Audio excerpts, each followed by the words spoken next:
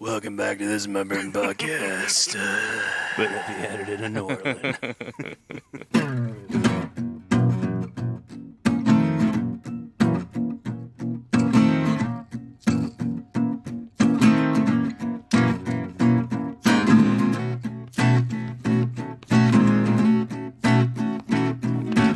Hello, everybody. Welcome to episode 115 of This Is My Bourbon Podcast. Who put a question mark in the telephone? My name is Ron Burgundy. Anyway, I am Perry. I am not Ron Burgundy. How good is Anchorman, though? It's a good movie. It's great. It's classic. Yeah. I didn't like the second one so much. Oh, this is going great. I can already tell this is going to be an off the rails kind of episode. Maybe. Who's to say? I am Perry. I'm the host of This Is My Bourbon Podcast. Thank you all so much for tuning in this week. Chad from It's Bourbon Night is sitting down with me as well. Hello, Chad. Hello. Hello. We have a really awesome interview that I recorded with Fred Minnick in the middle of this episode, so we're going to throw to that a little bit later on. But before we do that, we start out every show with Flying Blind. Mm-hmm.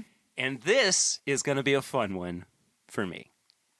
But not for me. It might be for you. I don't know. It's going to suck for Chad. It very well could. I'm not sure how you're going to respond to this. But this, what do you think on the nose?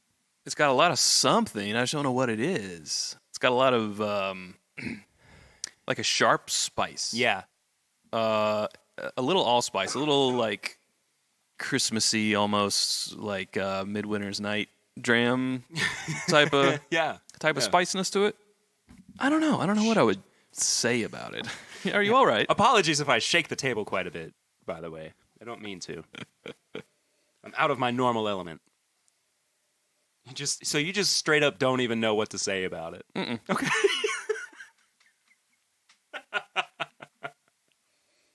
Okay, well, I'll let you taste it then, so you can decide what you All right, let's do that. feel about it.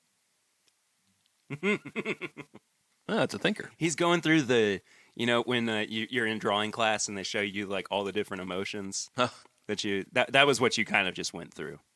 Yeah. There.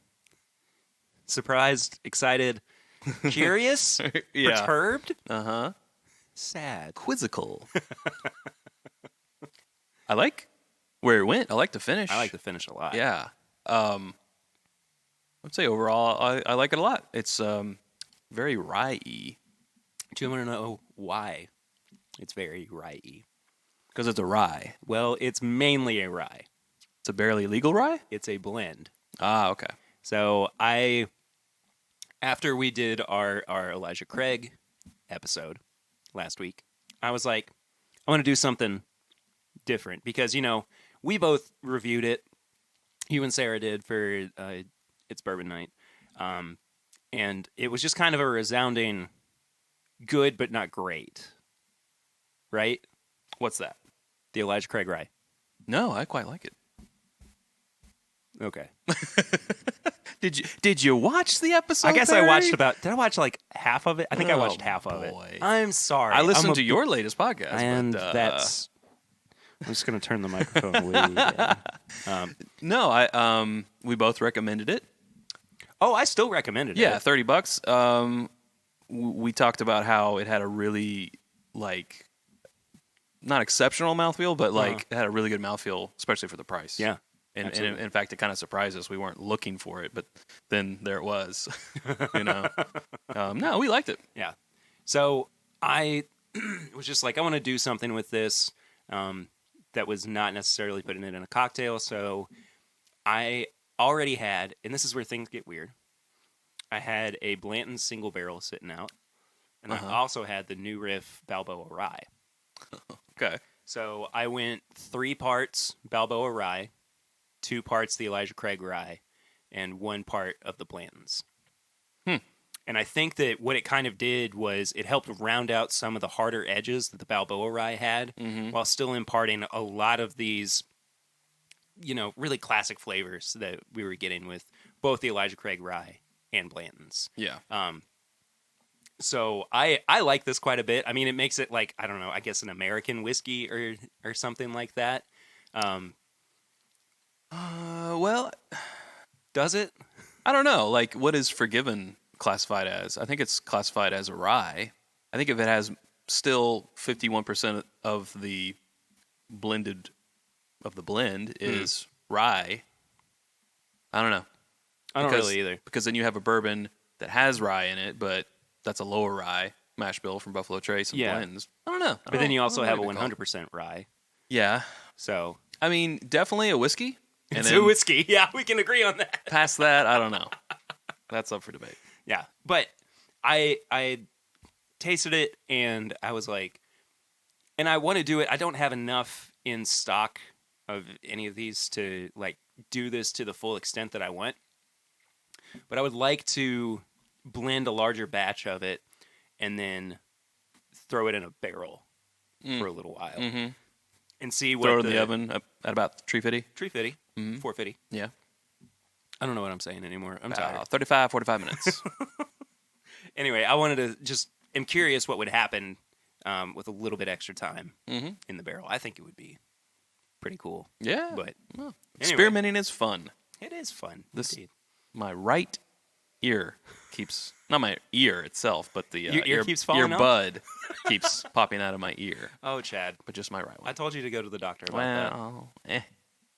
It'll fix itself. I rubbed some whiskey on it. I ran it under a cold tap. If anyone, a Milky Way. If anyone knows that reference, let Perry know. I cannot say that I know that reference. Well, so we'll let somebody call in. It's with a British actor. Call in. The lines are open. There should be a British accent. Hey, Chad, what have you been drinking recently? Well, as we already established, the Elijah Craig Rye. Yes. Past that, we polished off a bottle of Pikesville Rye. Oh, nice. And we've been drinking some old fashions, some rye old fashions here lately. Yeah. I saw a tweet earlier today that was like, the best part of preferring rye in your old fashions is you being able to announce it to everybody in the bar. Having a rye old fashioned. Really punching up there. Yeah. That's interesting. Swan has left his E.H. Taylor straight rye at my house for a while, and I've been meaning to make an old fashioned with it because he was saying how amazing it is in an old fashioned, and I just haven't done it yet. So I've never made an old fashioned with E.H. Taylor rye either. There's a first for everything. But I guess there's a lot of ryes that we haven't put in an old fashioned. Well, that's very true. Yeah. Kentucky Owl rye. Have not. Have not. Van Winkle rye. Cornerstone. The Parker's Heritage rye. Heavy Char. That would be really interesting in a. I bet it would be delicious, but I don't want to do it. I mean, I just don't want to. If someone sent me like a 2-ounce sample, I would do it. But I like my bottle, and it's already like almost halfway gone. Too much. I mean, it was amazing. It was good. Yeah. And there was that conversation for a little while too. What is better, the Cornerstone or the Parker's rye? I just don't think that there's any competition. I think the Parker's. You like the Parker's? Yeah, absolutely. I think it's. I can't remember. I want to say it was flip-flopped with Sarah and I when we did ours blind. But I think they were next to each other actually in the rankings. And I think she had the Parker's and I had the Cornerstone. I think you talked about it on your stream last week too. But I can't recall that. I can't remember those things. Between whiskey and then a Jaeger shot, a Jaeger bomb with a Monster recovery drink. Not a good combination. So Perry, I had my left ear in my right and my right ear in my left. But you know why? It's because it's got this little thing right here. Oh, for the microphone? And I'm used to that being on the right side. Because of the Apple. Because of Apple. Headphones. Yes. This is quality bourbon podcast content. Oh, right? Everyone, write-ins. Go ahead and send your letters to know more about this situation. Yes, please. It'll be on his blog next week. Yes. I picked up a bottle of Rare Breed yesterday for the first time in... I've had that before. It's you know what? I think Wild Turkey's got a pretty good thing going on. I think it's going to catch on. Yeah. You're gearing up for that rye, that Rare Breed rye. I am all hands on deck for the Rare Breed rye. Is that what I meant to say? I'm not even entirely sure. Sounds like you're going to help them make it? I guess so. Or deliver it, or distribute something. Yeah. That's very nice of you. I don't know. I'd be happy to help them out in crafting that product. For All, sure. If they need... all tongues on deck? Ugh. But I also did a hangout with some of the listeners of the show. With Mr. Cooper? Mr. Todd Cooper was not on there. Well, hanging with Mr. Cooper. Oh. Show. Probably a little bit Don't know. before your time. Sorry. Hanging with Mr. Cooper. Your listeners know. They're like, yeah, Perry. We know.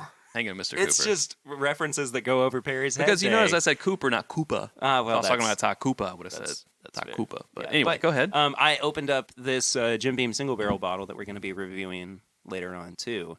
And I side-by-sided it with the Distiller's Cut. Uh-huh. And I'll let you know more about what I think about that once we get to the review.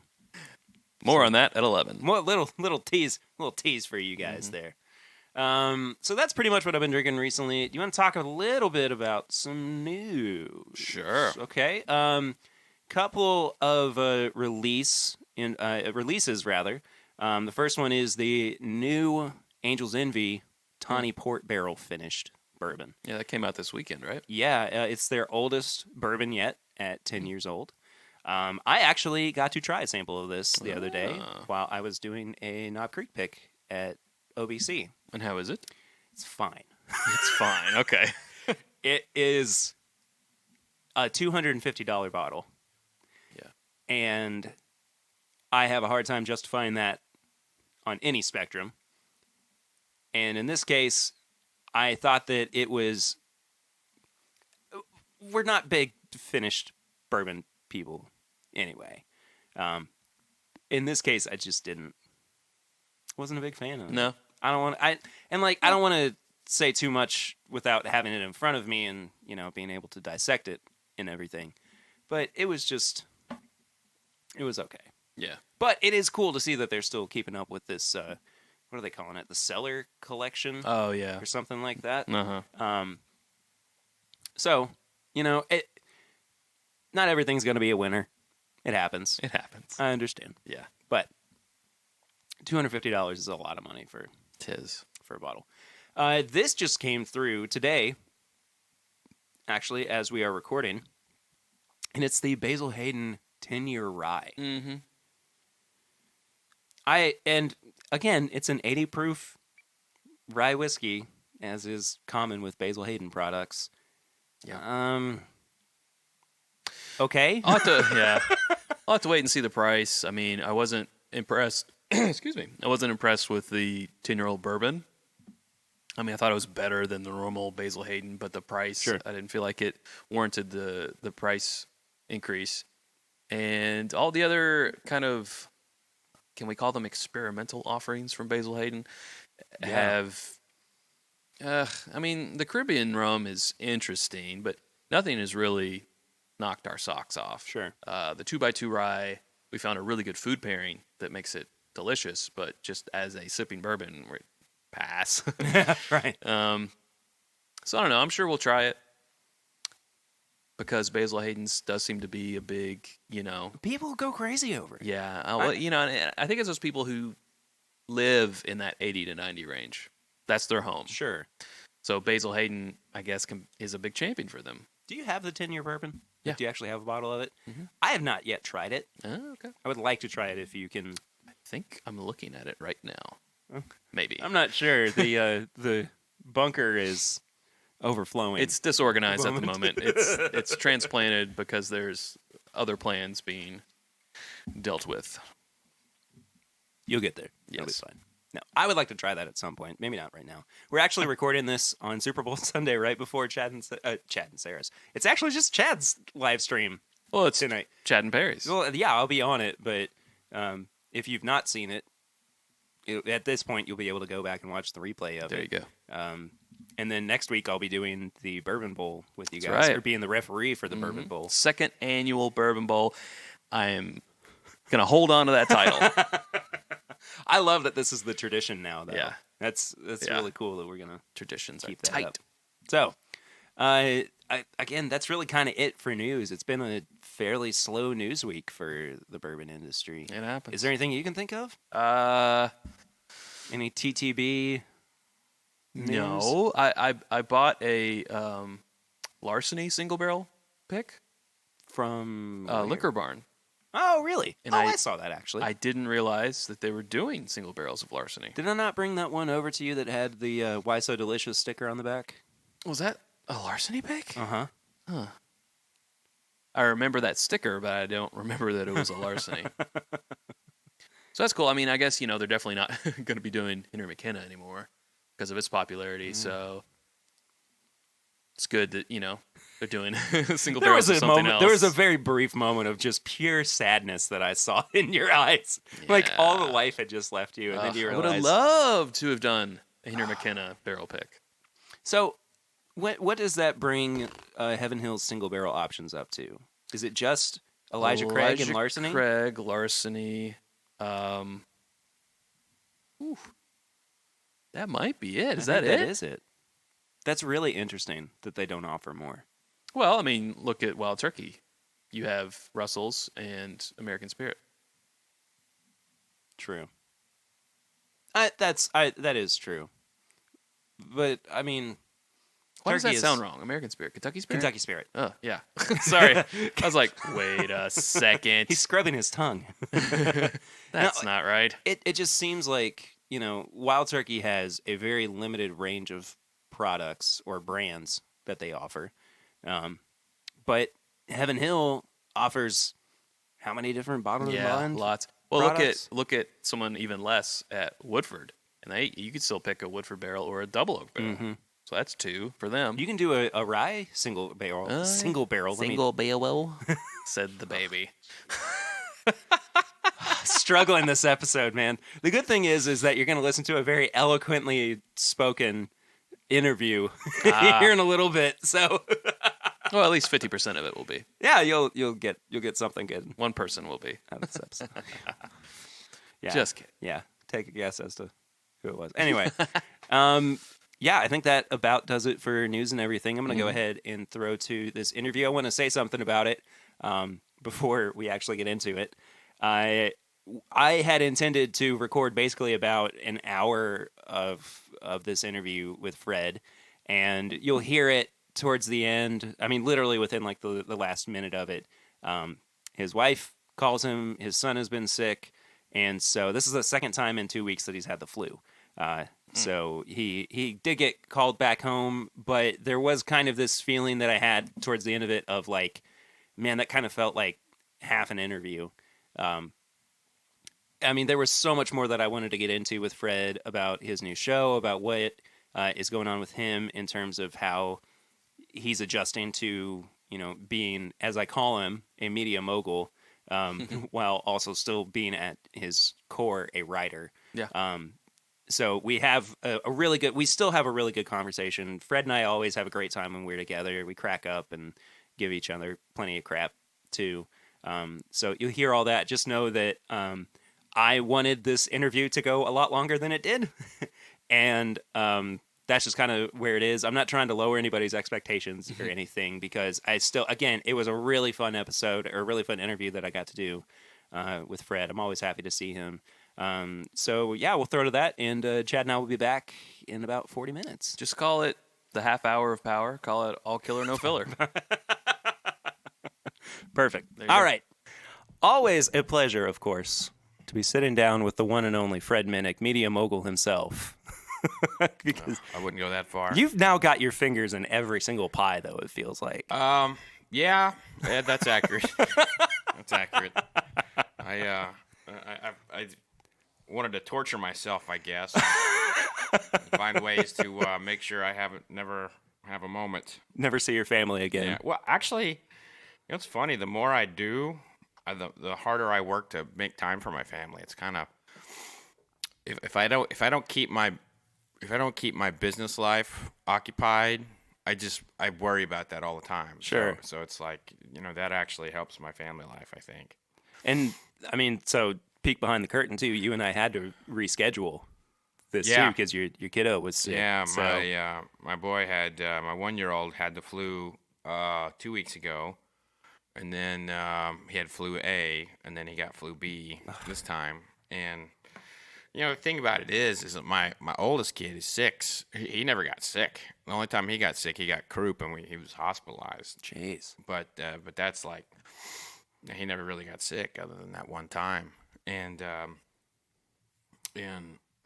Julian, I feel like he gets sick all the time, and because I have the flexibility, and my wife is she has an incredibly important job. She's the director of mental health for the Louisville VA. Man. So she can't take time off like I can. So it's nice for you to be able to. And to be honest with you, like I don't get to have that one-on-one time with him, because usually it's like his brother's around or something like that, and so to have the little 1-year-old just kind of like sleeping on my chest, fighting the flu, it's actually kind of it's like a fun daddy moment for me. So that was, I hate to say it, but when he's sick, I kind of like it because I get to just hang out with him. You treasure that. Yeah. Time.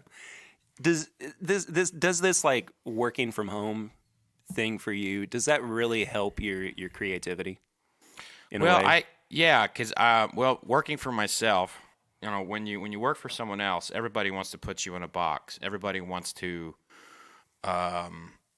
you have to carry out someone else's vision. Yeah, absolutely. And it was like this very early on when I was a kid and everything else. I would always climb to the top of whatever I was doing, and then I would find a way to like execute my own kind of thing. Mm-hmm.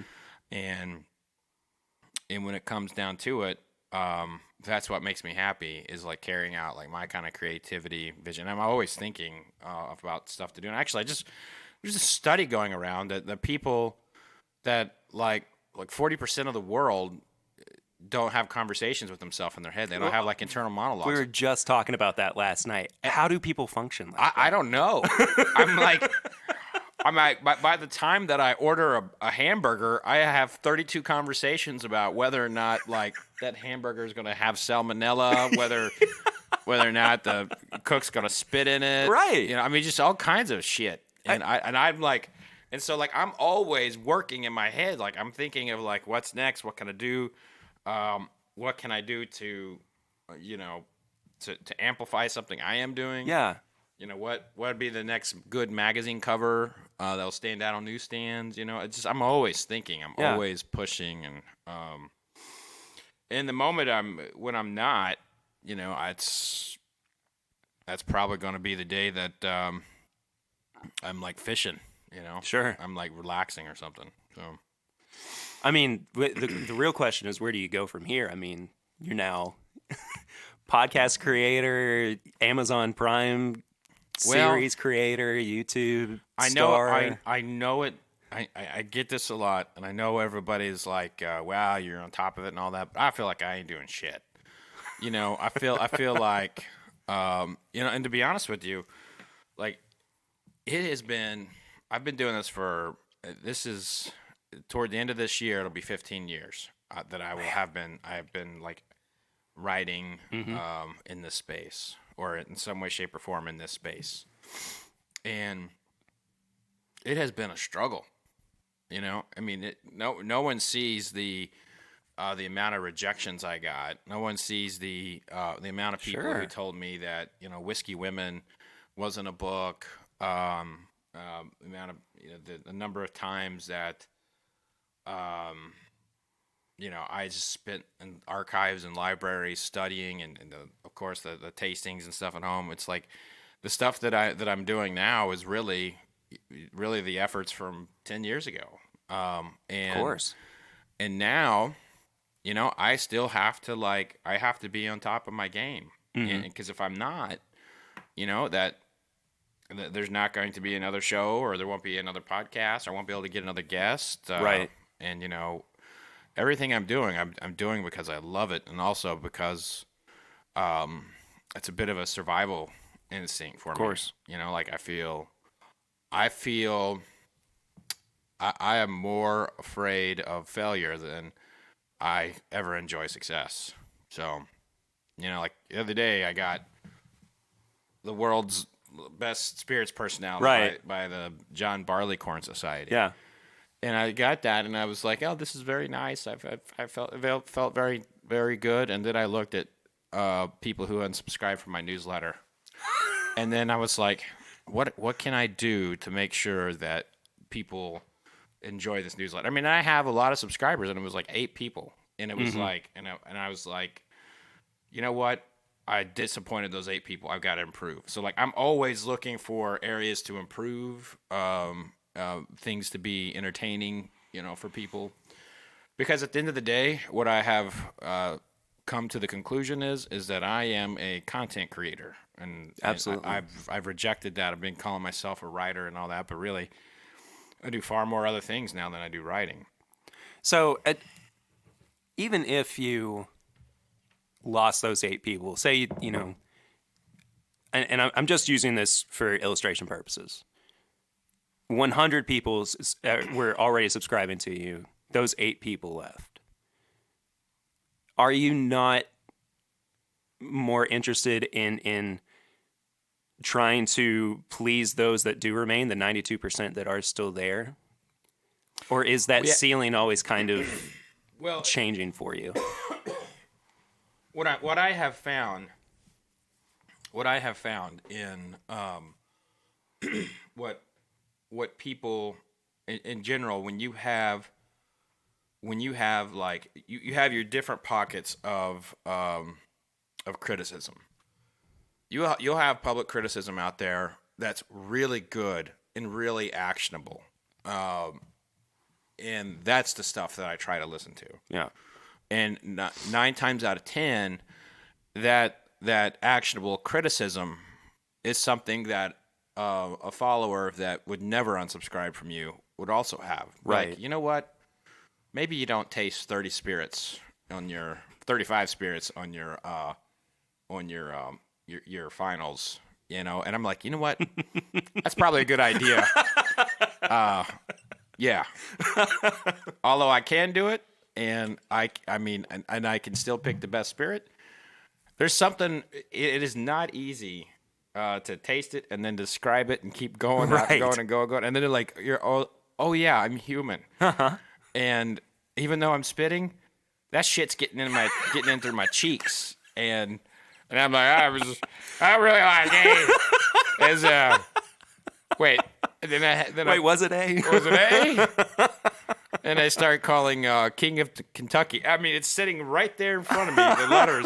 It's King Kentucky. I'm looking right at it, and I keep saying Cream of Kentucky. I'm like, maybe you should have done this another way. Maybe I don't taste 35. Maybe I break that out over 3 days. So that was one of that's the kind of actionable criticism, right? I'm like, yeah, that's a good idea. I probably won't do that. And so I really do. I listen to people, especially if they write me. I listen, and now there's an overwhelming amount of assholes in this world, of course, and I want people to be assholes. Mm-hmm. I want them out there like that, because, and then I also want to meet him. I don't get mad. I mean, I was in a forum the other day about somebody. I mean, anytime a whiskey starts selling out, everyone wants to blame me. I mean, sometimes you're the easy target, Fred. Sometimes it's accurate. Like I'll pick something and people listen, and that means a lot to me, because that means people respect what I have to say about something. But somebody was going off on me, like in a thread on Facebook, and it was very. It was basically like, that guy sucks. He's saying people are saying, like, I hate him. And jeez. I mean, it was real nasty. Yeah. And somebody tagged me in it, and I was like, interesting. And I debated about it, because I very rarely chime in on stuff like that. I'd really debate about it, but there was something that somebody had said that was really kind of like, you know what?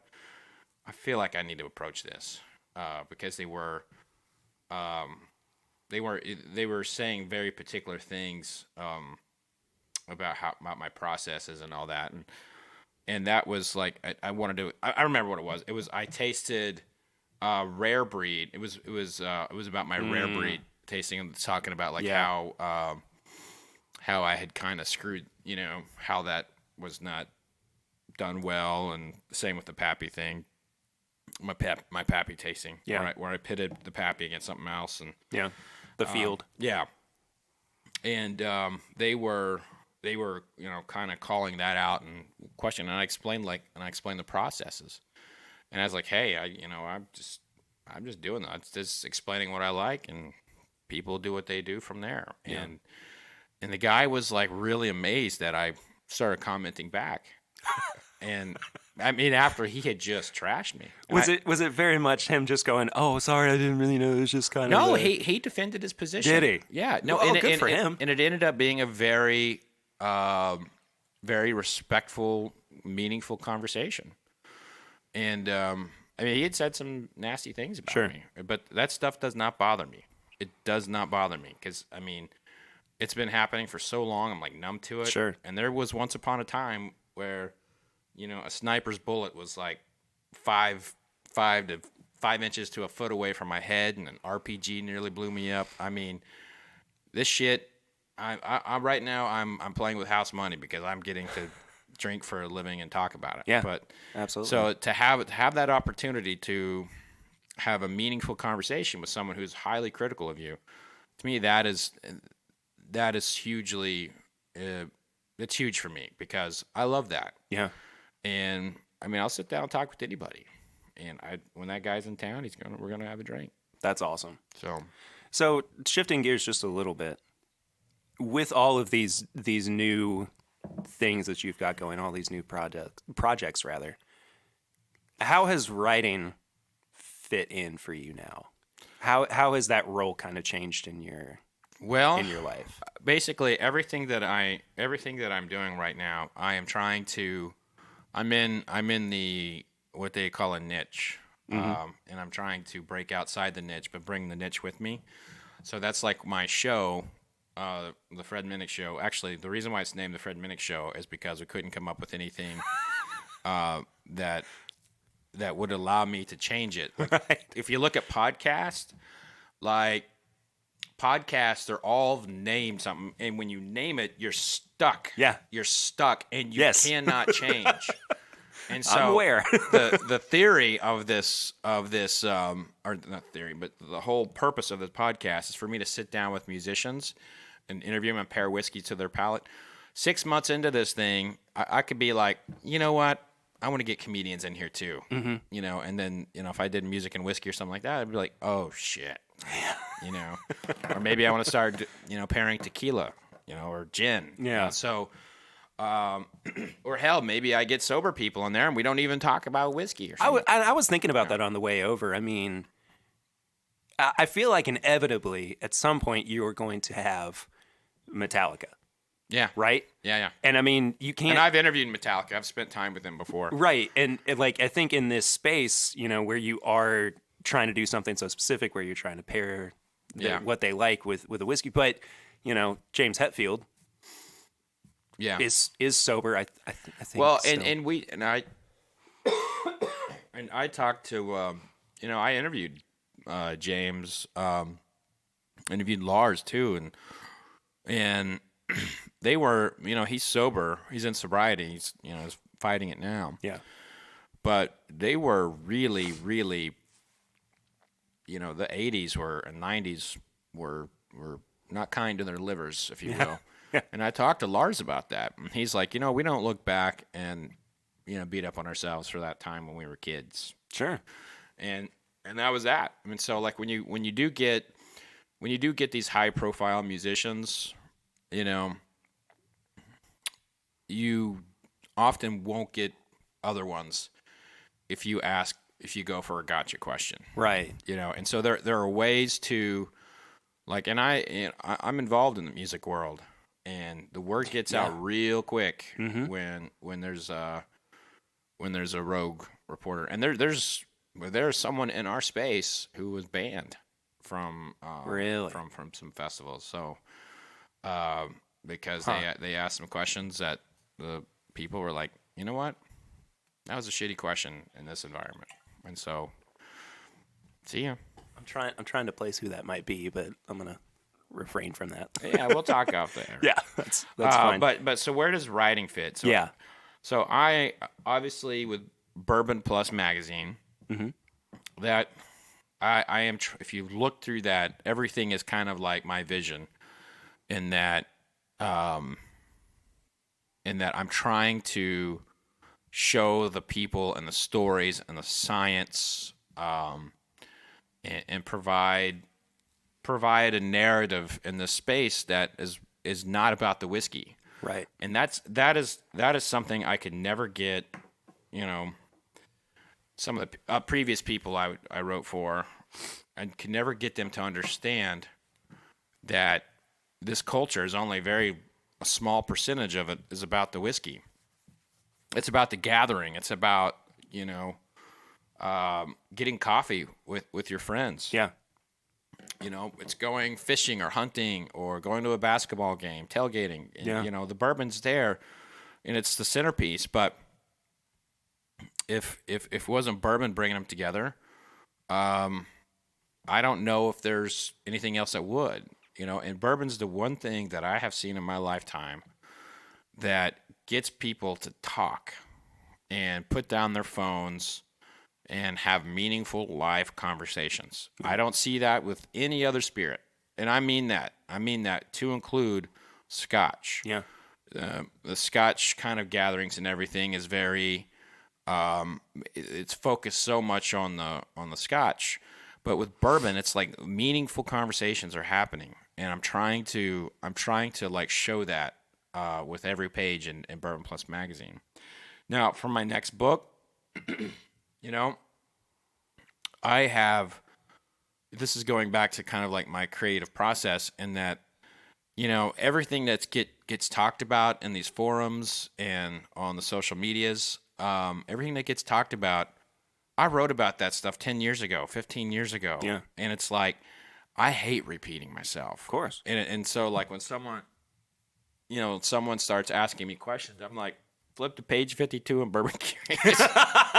And I will answer them, to be honest with you.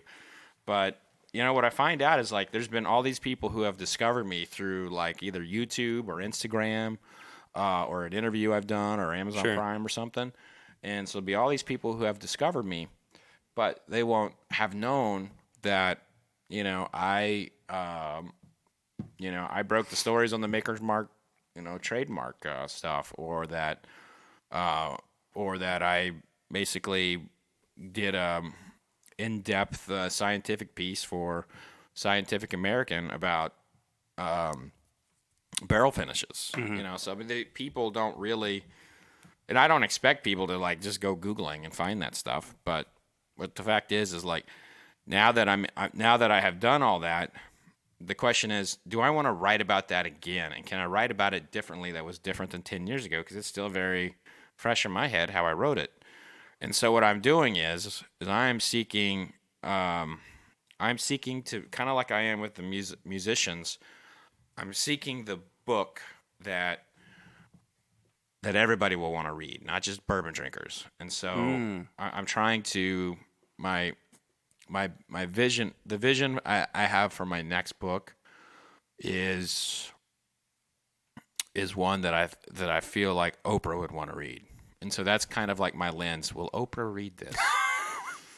You want to be part of the book club? No, I don't think she has a book club anymore after James Frey did the, basically lied in his album. Yeah. I think she does the sticker or something. No, it's Reese Witherspoon. Yeah, Reese Witherspoon. But I just care about Oprah. By the way, Oprah's cauliflower crusted pizza. Oh my God, it's the best. It's the best frozen pizza on the market. I have a huge affinity for it, and this is something that is, of course, way off topic, but her oven fried chicken recipe. Oh, yeah. Man, if Oprah puts her name on something, you know it's good. It's going to be good. You know it's good. Welcome back to the Oprah show. She'll sue you now for saying that. She definitely will. Yeah. She's got more money underneath her pinky nail than we got on both of our bank accounts. Take that how you might. Is there something to be written about and I feel it, I'm trying to make this not a yes or no question, but no. Yes. The way that maybe the way that social media has influenced the way that we drink whiskey. Is that kind of something that you would be interested in exploring in a book, Well, or is that more of an article in Bourbon Plus? Yeah, to me, social media is the landscape of social media for bourbon. It starts out very like curious. People are going there for answers, and then you got the bully, you know, who comes in and says like, "Aha, I know more than you. Yeah, I'm gonna show you." And then you got the hey man, back off. He's just trying to learn. And then you got the people, no more of this kind of photo, no more of that kind of photo. And you're 3 days into it, and you're like, did I get the answer that I needed? right. You know, so the meaningful conversations that are happening in the social media groups are ones where people respect one another. Sure. And you know, and they're it happens. They're out there, but God, you can go down the rabbit hole real quick. Yeah. And there's also there's also a good deal of I guess, you know, an unfortunate side effect of social media, and it's not exclusive to bourbon. I mean, I see it in the Disney groups. You know, people just people lie to get attention. People will do things that you know, harm others. Someone will have a private conversation with someone in a forum, and then the person they're having the conversation with screen captures it and posts it in the group. You know, it just there's just all kinds of social media is this it's this working database of people's best and worst behaviors, you know. And I think there's a lot more good in bourbon than there are in the other side. So when people want to say like bourbon social media is really gone, this and that, I'm like, you know what? Go to a Disney group, go to a runner group. There's a lot more of it in those types of things than in bourbon. I think bourbon's pretty well self-policed, and people do respect one another. But my God, there are some things that set people off. Yeah. You know, and I can't think of anything more flaming than Pappy Van Winkle. And whether you got a bottle, you didn't get a bottle, you tried to get a bottle, someone got the lottery, someone didn't, someone paid too much for it. I mean, someone sold you a counterfeit. Yeah, there's that. And then, or someone like, you know, didn't agree with one of the Van Winkles on something. I mean, there's like thousands of comments that, you know, on those subjects. And it's like, I think there's even one or two groups that have said no Pappy conversations. So, you know, but it's what people want to talk about. The listeners couldn't see, but I raised my hands in disbelief. Like, why? That's just part of it. I think that there's you can't disallow conversation around something that brings so much. I just think people are exhausted. You know, that's fair. That people are really people are just tired of it, and that's the other part is that, you know, if you're tired of something, you know what? You don't have to be in the group. No, your eyeballs can be somewhere else at that moment. So there's plenty of other things on the internet for you to peruse. Just don't look at porn at work. There you go. That'll get you in trouble. Do you ever? That's your campaign slogan for 2020. Yes.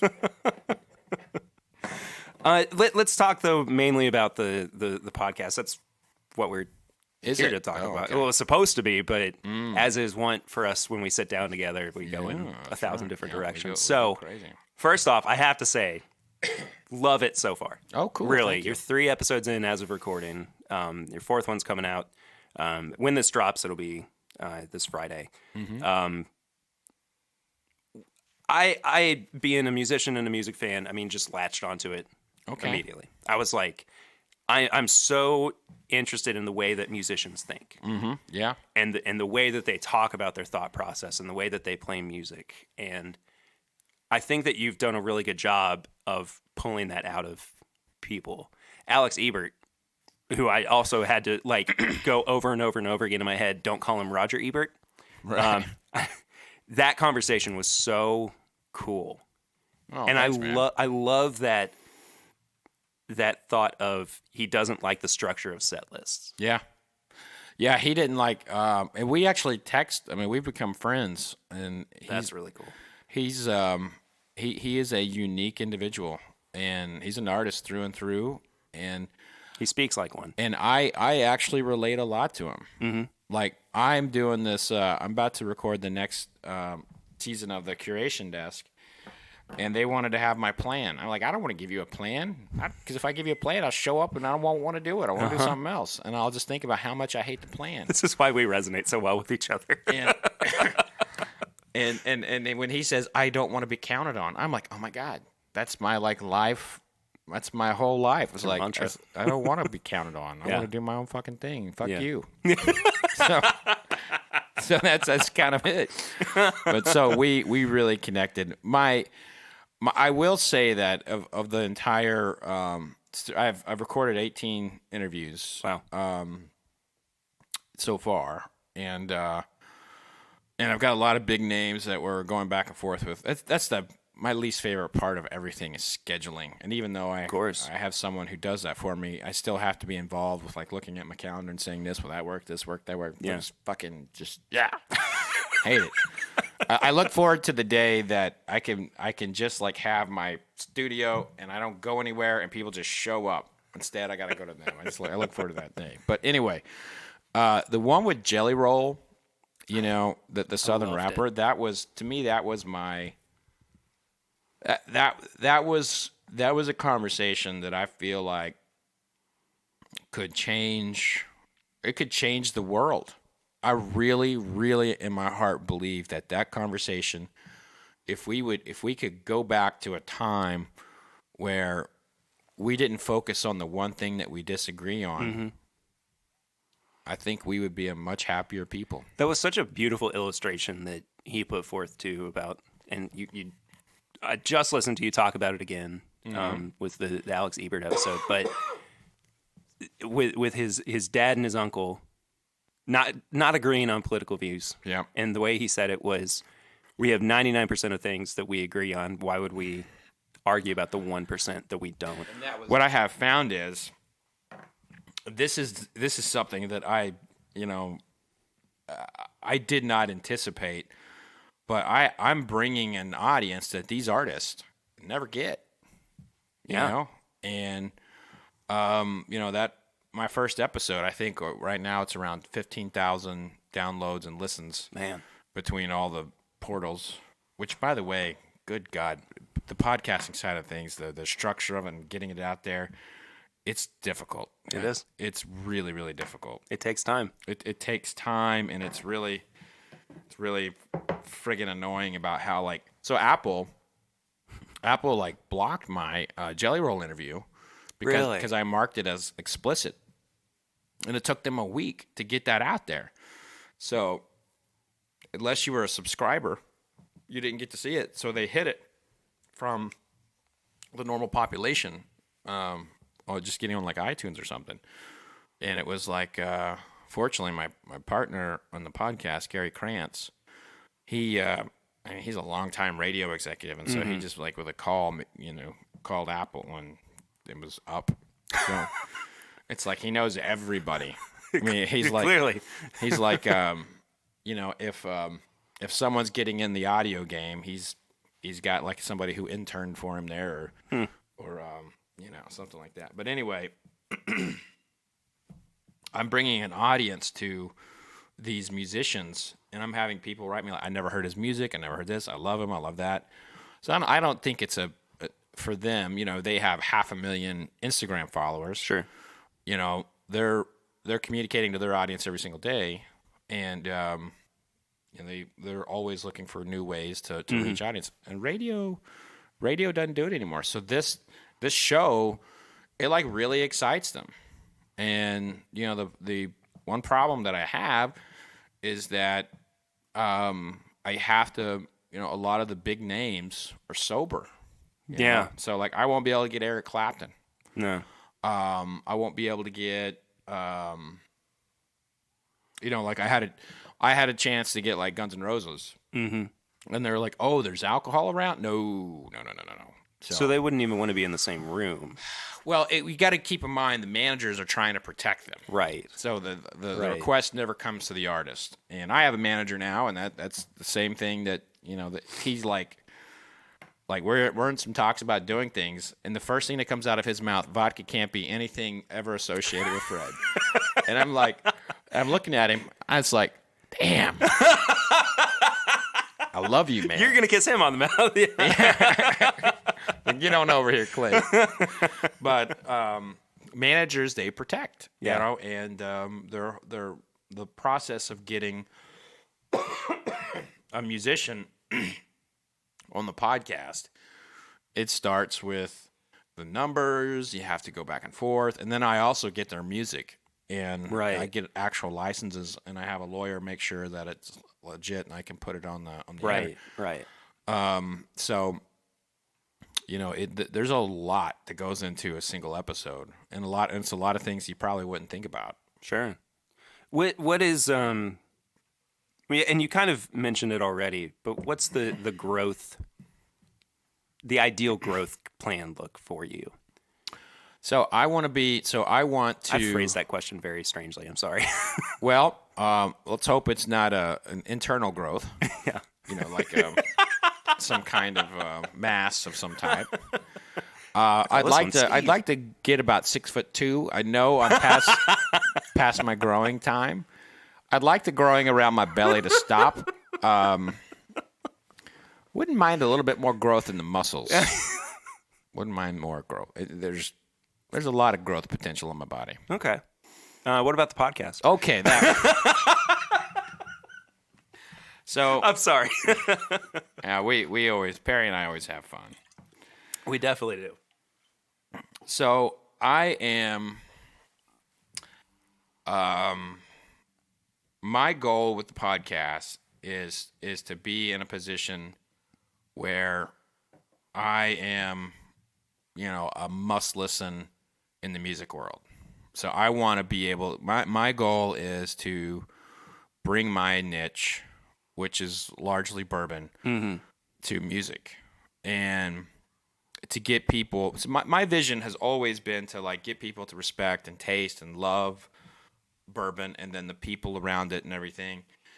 And through musicians, I'll have access to basically their world. Yeah. And by doing that, I can, maybe convert a few vodka drinkers into being bourbon lovers.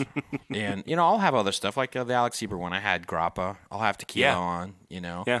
But it's always going to be very tailored to the musician. So my goal is to basically be in that realm. Yeah.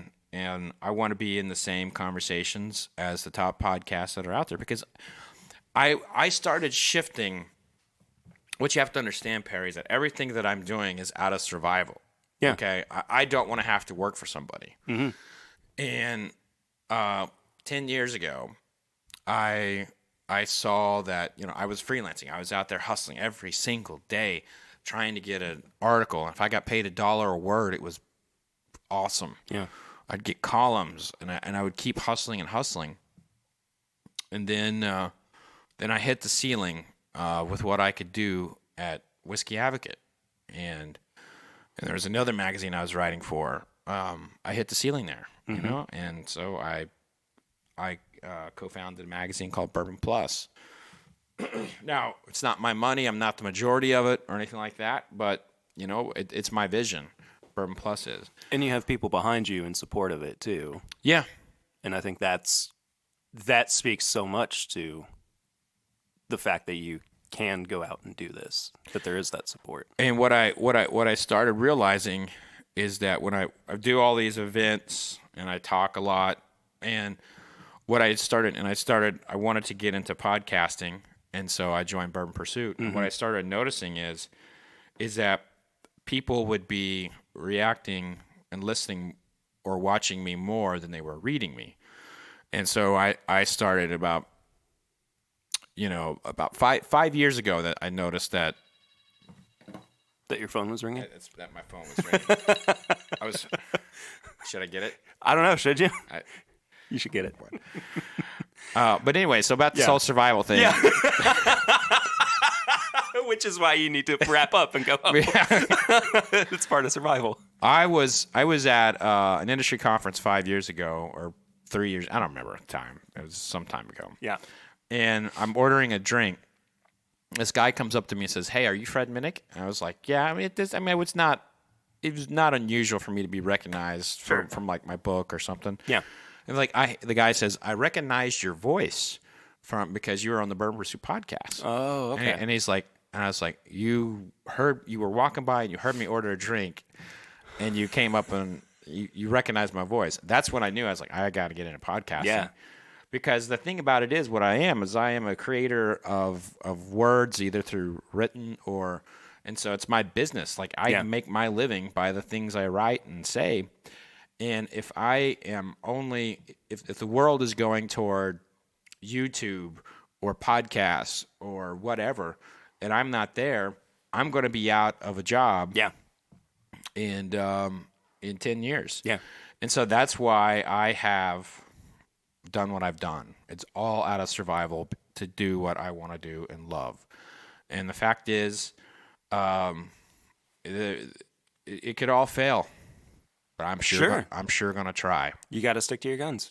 Got to stick to my guns, and now I have to go home, or I'm going to get beat up by my wife. I'm not just kidding. She's not really going to beat me up. No. Fred, thank you so much for sitting down with me as always. I'm sorry we got cut off. I'll tell. It's okay. We'll make up for it. She'll buy you a drink. Okay. All right. Out of my money, probably. All right, buddy. Love you, man. Cheers. Love you Good too. seeing you. Good seeing you too. So, like I said, we had to kind of finish up a little bit quicker than we had anticipated. That was a really good interview. Well, thank you. It was nice for us to both sit down and listen to it together, wasn't it? We took the entire 30 minutes to listen back to that interview. My main takeaways, well, I don't want to narrow it down, so I'm not going to speak on it. I think it's best for everybody to have their own opinion in this case. Yeah. So my thoughts are my own. What did you think about the interview? I thought it was an interview. No, not you, the listener. It was it was that radio you. Oh, the radio you. The radio you. Okay. Yeah. But anyway, so we didn't get a chance for Fred to do some of his plugs. His new podcast, of course, is called The Fred Minnick Show. You can follow him on social media, basically just at Fred Minnick everywhere. You can find his magazine, Bourbon Plus, on pretty much any major newsstand now, too. Are newsstands still a thing? They are. They stand. I think they are. Still. With news? With news. On news or with news? With news. They stand with news. Fair enough. So go and check out all of his stuff. All of his books, of course, are on Amazon. You can order them directly through his website as well. Highly recommend that. His first book, Whiskey Women, was a huge source of information when I was doing my live show last year, the Women of Bourbon episode. So, yeah, absolutely go and check all of that out. So, that was a much quieter clap than I was kind of hoping it would have been. That was weak. Maybe I'll bump it up and don't bring that weak clap game, Perry. Do you want to have something to kind of acclimate our palate to the Jim Beam profile before we jump into this Jim Beam single barrel? I'm just proud you said acclimated correctly and didn't stumble. I am too. It's been a little stumbling. It's a big 4-syllable word for me. I'm just playing. It's all good. Sure. I figure we probably shouldn't. So this is a Dusty. Probably shouldn't go there. 120 proof. I mean, is that too much above? I don't think we should go above. All right, so you want to go with a Jim Beam Black 86 proof. This is actually the 8-year-old. Yes. Too, Let's do that. From back in the day. Back in the day. So I will let you pour that so that Perry pours do not get in the way of us creating content. I heard you say that you don't always Perry pour. Every time you Perry pour, it's on accident. And if that's the case, I think the Perry pour. You are a very accident-prone individual. Because I'm going to say about 9 out of 10 times I see you Perry pouring. Just saying. Nothing but love, but just saying. Yeah, I mean, you're right. You're like, no, anytime I do a Perry pour, it's on accident. I'm like, uh-huh. So this Jim Beam Black 8-year, was actually gifted to me by our friend of the show and your friend of the show, Adam Terry. Adam's the best. He's a great dude. Yep. I got that right off the bat pick of Elijah Craig from Oh, him. yeah, that's right. So this is a little dustier. It is. But I think that it's going to get us on the right track for this review. It's more caramel-y than Jim Beam is. normally is. It's like, and I mean, I say caramel. I'm not trying to correct you, but I say caramel. But it's like caramel and like cashews. No, not cashews. Fava beans. Pecans? Maybe pecans. Okay. I think. I don't. What's a fava bean? I don't know. It's something you eat with a nice Chianti. Excuse me. Silence of the Lambs. I'm gonna eat my creme brulee. Okay.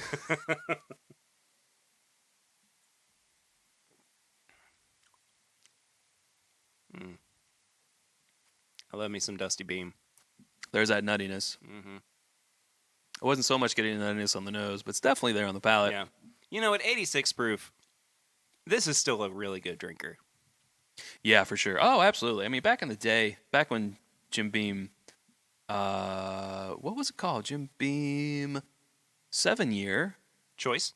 No, it wasn't Choice. It was, at one time it had a gold top, and then I can't remember if it ended with the gold top or if it ended with the red top. It had those different colors, but it was a 7-year age-stated Jim Beam. Right. Did it? And it was only like a couple bucks more than the regular white label. Right. And I think it was still 80 proof though. I always, even cheap college me, would put in the extra bucks for that 3 extra years to get that 7-year. And I always thought that 7-year was good for what it was, man. Sure. But this being 86 proof in 8 years is just next level. Yeah, I think so too. I think it's that, you know, they've always kind of had that notion of the black label is definitely more premium, and even it's not super, but I mean, it's always kind of had that step above status. I mean, even back into the 60s and 70s when you had remember you and I split that bottle back in the 60s, yeah, on our way to Woodstock, we I remember that, yeah, on the back of a truck, heading up to New York, yeah. No, but we had that Jim Beam black bottle that you and I split. I actually have a little bit of that left. Do you really? I do. That's been long gone for a while. Right, because you gave me the bottle, the empty bottle, and I had it in a different vessel. Oh, that's right. Yeah. I can't remember who had the last of that.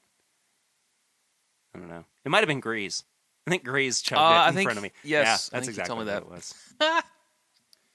Love you, buddy. As he does. Mm-hmm. But it's all good. Review time? Let's do it. Let's do it. This is the newest iteration of the Jim Beam single barrel. This kind of seems like it is falling into the distiller's cut range. It is affordable, much more affordable than the other Jim Beam single barrel is, which is 95 proof and like $40. That single barrel must be older, I'm guessing? It is. Okay. Yeah. So this new one is 108 proof and like $26. It is non-age stated, but I would kind of lean to assuming that it's probably more in the like 5 to 6 year range, kind of in the same way that Distiller's Cut was non-age stated. So you don't think it's just white label at barrel proof? Because what's the price of this? $26. I would have to assume that that would be my guess. Well, why don't we taste it and see what we think? All right. Let's do it. But I'll let you, again, pour for yourself. We're still a twist off, so we're in twist off territory. And the other single barrel, too, it does have a cork. It does. I must say. Go ahead. Sorry. That surprises me. That it's a twist off and not a cork? No, just that this exists.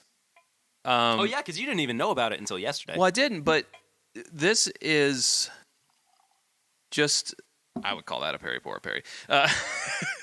Honestly, that's like an ounce and a half. 3/4 of a Perry pour. That is not, don't make me go get my jigger. Shame in the game, man. It's cool. What do you think that is?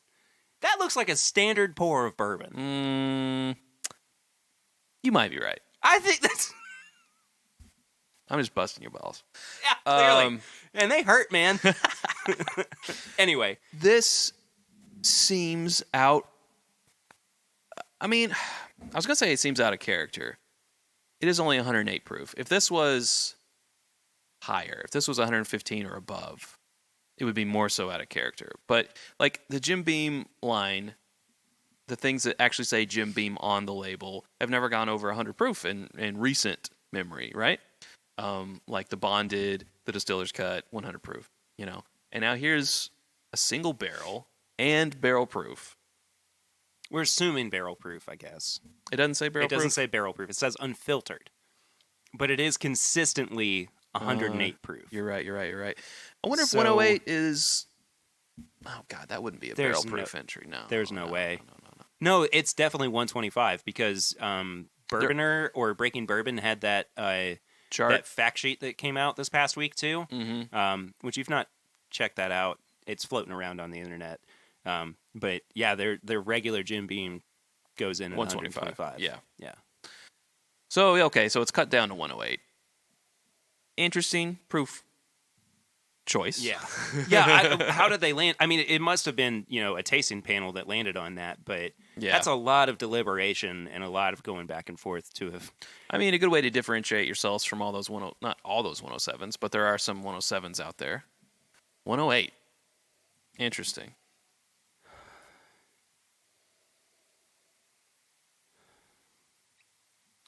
It's not characteristically Jim Beam.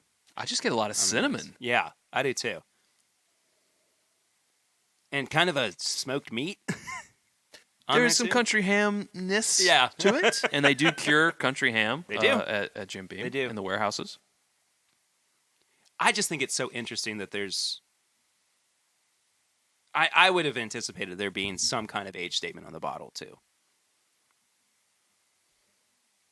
Yeah. I mean, even with, Distiller's Cut, it said 5 to 6 years. That's why I think it's 4 year. That's... Without fair. tasting it, that's why I think it's 4 years. But I think it smells older than 4 years. Proof can mask that. That is true. We can totally see that with, like, the New Riff products and some of the Wilderness Trail. Yeah. I don't know. It just smells more... I'm actually starting to pick up some of the woodier notes now, too. And even going so far as to finding some of the charred oak. Yeah. So I don't know. It smells like it's spent more time in the barrel than 4 years. It's got a little cherry sort of floating in there. Kind of like cherry ice cream. Mm-hmm. All right, I'm ready to dive in. I'm ready to take a sip as well. Oh, there's the barrel. There's the oak right there. That cherry ice cream actually is really at the forefront, too. Yeah, you get the barrel first, then it goes into that spice. It's a little dry. Just a hair. Yeah. Licking a dry oak stave. Uh-huh. With the back of your tongue, if that's possible. Oh, there's a honey and tea note on the back end. Yeah. It's a very full-bodied palate. Yeah.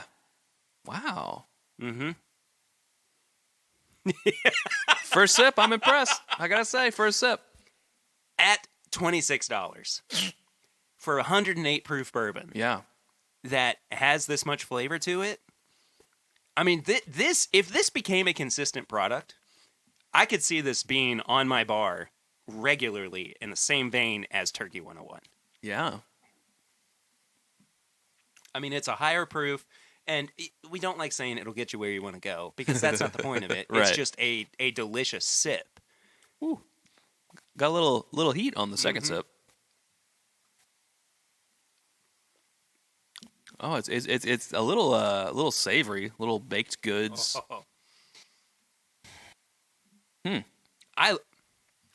First impression, really. I mean, second, because I did have it last night, but it was also amongst other products.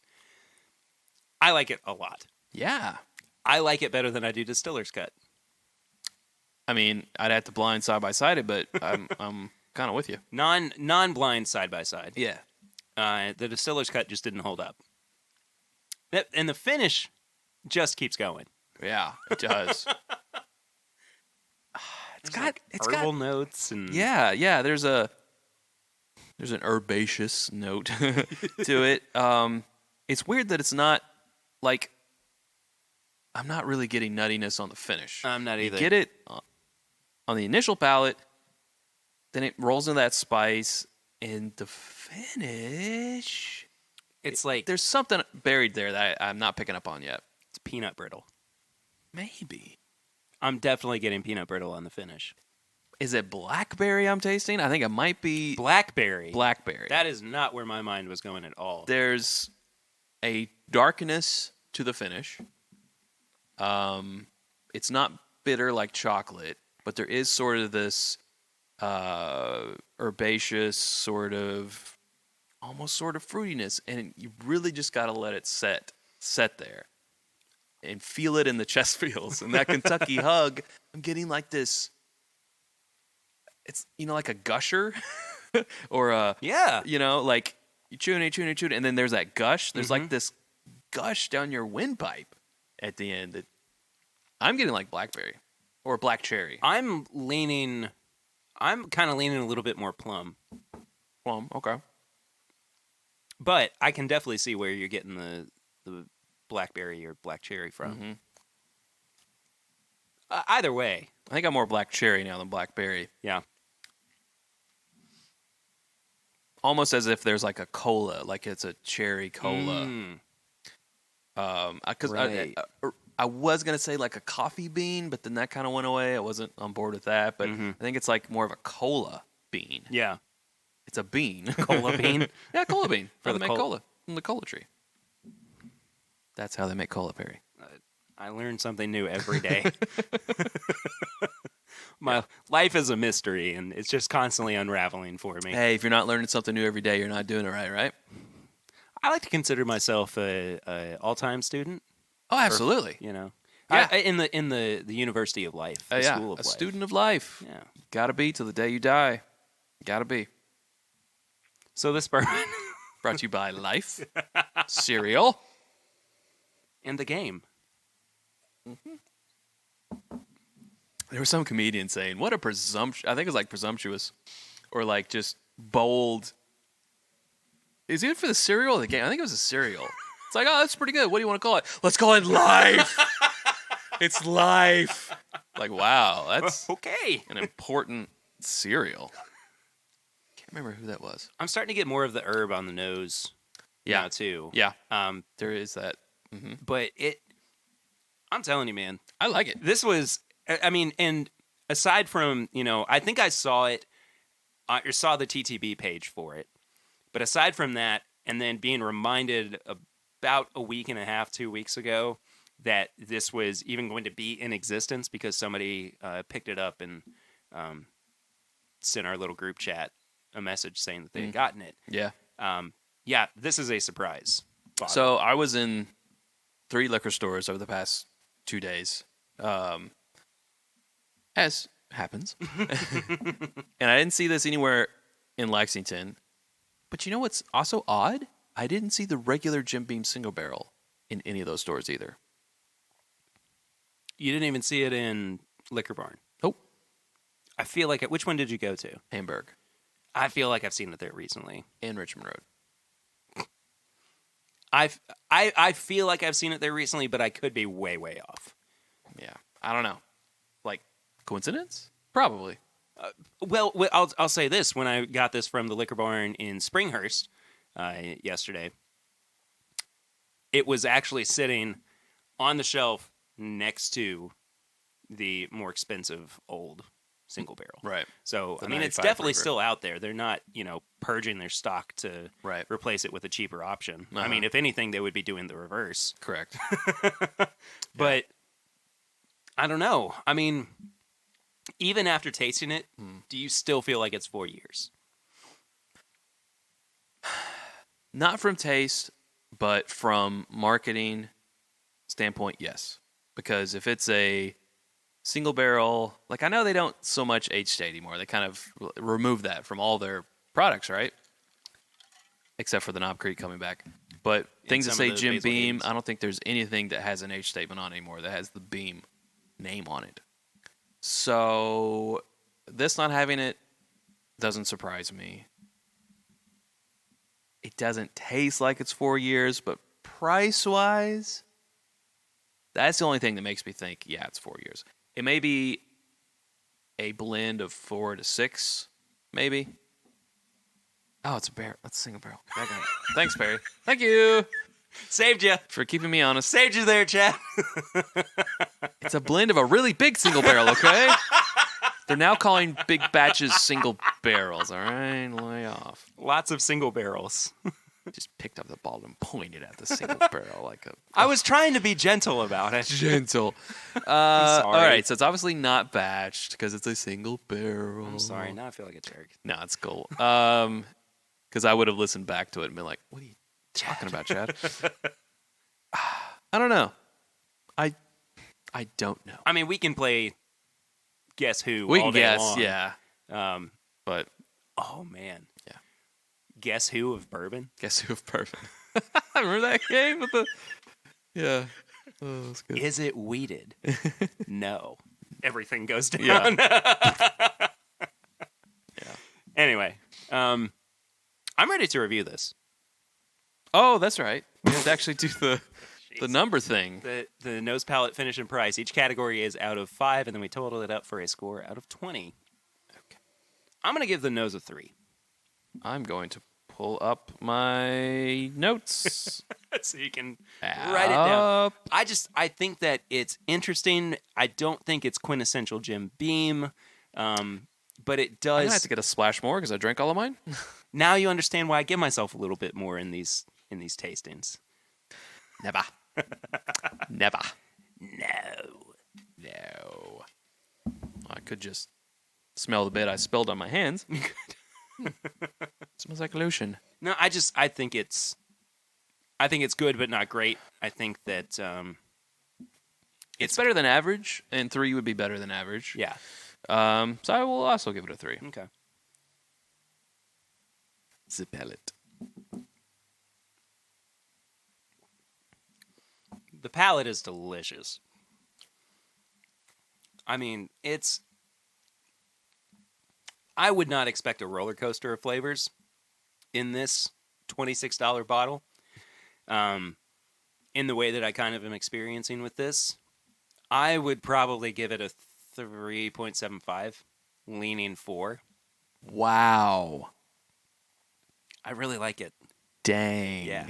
All right. I was serious when I said that if this became a main staple, I would have it on my daily drinker list.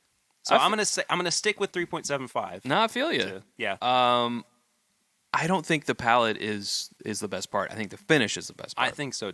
I think the palate is pretty average. So I gave it a 2.5.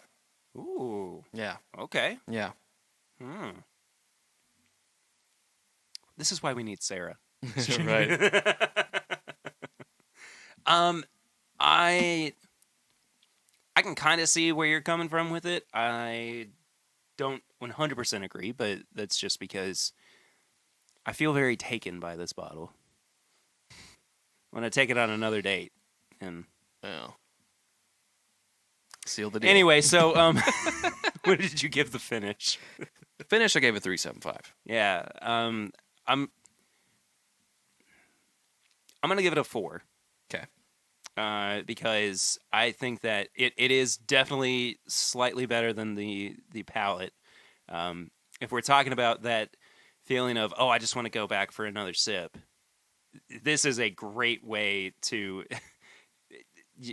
It's a great example of that notion of like a finish that just kind of keeps going and going and going, and you want to keep experiencing those flavors. So 4 for me, for sure. Yeah. Price at $26.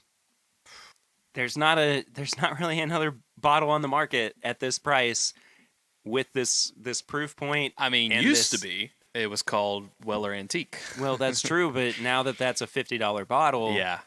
And single barrels are supposed to be the cream of the crop. And you got OGD 114, $30. That is true. Yeah. So I mean, it's sitting kind of in that affordable daily drinker range. That's also higher proof and packs a punch. I would love to side by side this with OGD 114 because they're both Jim Beam distillery. Great, actually. Yeah. I mean, it is going from their high rye recipe to their lower rye, but at the same time, that's speculation. They don't release their. It was on that fact sheet. Mm. All right. Fact sheet. All right. Fact sheet. They listen. Like, Fred Minnick has been trying to get their mash bill out of Fred and Freddie for years. So fair enough. That is all. I mean, it's probably pretty close. But who's to say?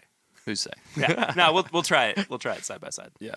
Sometime. But I think price is the one that I'm struggling the most with here, because there are bottles that are just as good, if not a little bit better, for cheaper, i.e. Turkey 101.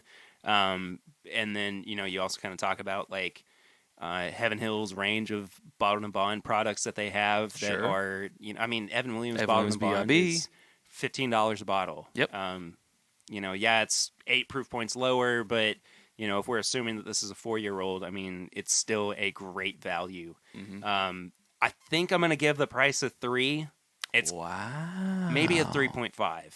I don't know. I'm kind of shaky on that anyway, because I do really like this bottle, but there are still other products out there that I might be a little bit more drawn to than this. So I think for what you get in the bottle for the price that you pay is a tremendous value. So I gave it a 4 or 5. Wow. Yeah. But that means I would give 101 a 5, a high. Yeah. I would give OGD 114 a high. Yeah. I think value is one place that this obviously for me shines the highest. Yeah. And I totally agree with that. It's just I don't know. There's an in between that is kind of making me go, what if? Yeah. I guess, which is not my favorite thing to talk about with bourbon, especially because, I want to try to I want to get rid of that notion of, well, this is good, but if you enjoy it, you enjoy it. Yeah. So, but in this case, I think I'm going to stick 3.5. Okay. I think that it pretty well sums up how I feel about what is in the same league as this bottle in terms of daily drinkers, availability. And honestly, if we talk about availability, I don't know what the distribution on this is like. Right. I really don't know. Right. Whether it's all 50 states or just a few and they're going to expand with it or what. Maybe it's the same as like the repeal batch in the distiller's cut. Mm-hmm. I honestly have no idea. I kind of wish, I do wish that this would become a prominent staple in the Maker's Mark stable. The Maker's Mark stable? Maker's. I mean, same company, Beam Suntory, but the Jim Beam's maybe. Okay. Where did that even come from? I don't know, man. You don't have Maker's Mark on your back bar. I don't know. I'm on 8 hours of sleep. A full 8 hours. Like 6, okay? No, anyway, I would like for this to be a main staple in their stable of products. I concur. So, bully. Recommend from me. Yes, same. For sure. Yes. Oh, I didn't even tally up my final score. Well, mine's a 13.75. 2.5. Oh, this is good radio. Maybe I should have written this down.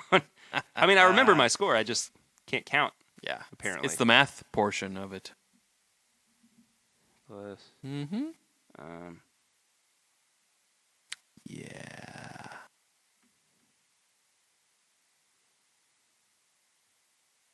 Oh, you can tell that hamster's on the wheel right now. And it's running hard. I was trying to remember what I gave to the nose because it seems like it was so long ago. You gave it a 7? I did a 7 out of 5. My final score was 14.25 out of 20. Okay, so we're only 0.5 off on our final score. Yeah, I mean, it's still a recommend. I mean, it's in that kind of Bubble of like 14 to 17, where it's like, I would recommend you get this maybe just for the sake of having it or saying that you. I think have it's cheap enough where you can buy a bottle strictly to see if you like it or not. Mm-hmm. And if you don't like it, throw it in a cocktail. See if a friend likes it. Yeah, for sure. Yeah, and you're not out much. So that was our review of the new Jim Beam single barrel. Chad, yeah, we have some listener questions. Okay. Some of them are actually directed right at you. Really? Too. Mm-hmm. How'd they know I was going to be here? The Lord works in mysterious ways. First one comes from Ian. He asked us this question last week, but he wanted to re-ask it since you were going to be on. Okay. What's the food that you kind of gravitate towards when you've had a little bit too much bourbon? Cheeseburgers. Yeah, cheeseburgers. I'm definitely a Wendy's cheeseburger guy when that time comes. Or Rallies. Oh man. Ooh. Good. Nice Rally burger. Big Buford. Their fries are the best, too. Oh, so good. Yeah. But I also said that I'm a big Arby's guy. Oh, I love Arby's. I'm so sad that the Arby's that was near your house went away. It's now a Taco Tico. Which is totally fine. I love Taco Tico. Totally fine. But still. Yeah. This next one comes from Brandon Weiss. He says, my question is, what makes a distillery a good or great distillery? Price, location, products, availability? I think all those things except location. That's a little bit more on the on the periphery because not everyone's going to go visit it. But yeah, price, availability. What was the other one? Products in general. Oh yeah, products in general. Yeah, for sure. I mean, I think it's a striking a good harmony of all three of those things. Mm-hmm. I totally agree. I think that the location definitely doesn't determine whether or not it's going to be good. Yeah. I mean, there are. We talk so much about how the limestone shelf is what gives us that good water for distillation in Kentucky, but there are other limestone shelves. Well, that's true, but I mean there are also bad distilleries in Kentucky. Absolutely. I mean it's not to say that all of the distilleries are great in Kentucky, because I mean there legitimately are a few that. Oh, that actually just reminded me of something. Can I veer for a second? Yeah, absolutely. So, as I was saying, I was listening to your last episode. Oh, yes, thank you. All the way through, unlike some people who only go halfway. I said I was sorry. But you and Kurt were talking about the Kentucky Bourbon Trail. And I wanted to get your thoughts on this. Yeah, and there will be that Patreon podcast where I actually talk to you and Swan and Sarah and myself all about this. That's a an ongoing thing. But one thing that kind of struck a new thought in me is when you guys were talking about like the committee that reviews things and that kind of decides whether it should go on or not. Which is nothing new. I mean, we've been talking about that for forever. But the other thing I thought, and it just came to me as I was listening, is there should be a committee that goes and tours the distillery, and that factors into, okay, this distillery has a good experience for someone who is going to spend their hard-earned dollars on a vacation here, or they don't. Like, they have a good knowledgeable staff, they have a good experience, a good tour, good knowledge, good tasting, all this and that. That should factor in. Like, oh, these people are charging $20 a ticket, and that's a crap tour. Denied, or that should be a strike against them. And the ultimate, like you have to score a certain percentage of a graded sheet to make it onto the Bourbon Trail or not. Yeah, and I in that instance, I mean, it has to be, anonymous, right? For sure. I mean, any distillery is going to clean up their act for, the bigwigs coming through. So it would have to be just on a secret shopper. Yeah, exactly. Yeah, exactly what it would have to be. So I 100% agree with you. That's something I had not thought about. The other thing, instead of the distillery like submitting their products to this committee, I think the committee needs to go out and grab it directly from the shelf, and that'll prevent any like honey barrel type of situation, type of dealie. Yeah, absolutely. Steven Sussman asks both of us, how would you describe growing up in Kentucky in 4 words or less? Best state ever, y'all. I'm trying to get this thought down to 4 words.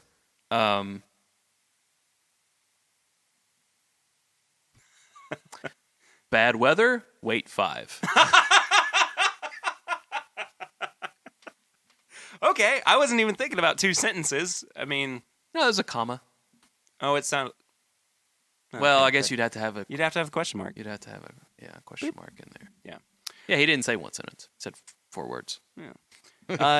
This one is from Adam Terry, who we've already talked about. This one is specifically to you. Oh, my. He says, what's your normal day look like? How long does it typically take to film, cut/edit, and publish an episode? What's on the horizon for It's Bourbon Night in terms of content growth? Gotcha.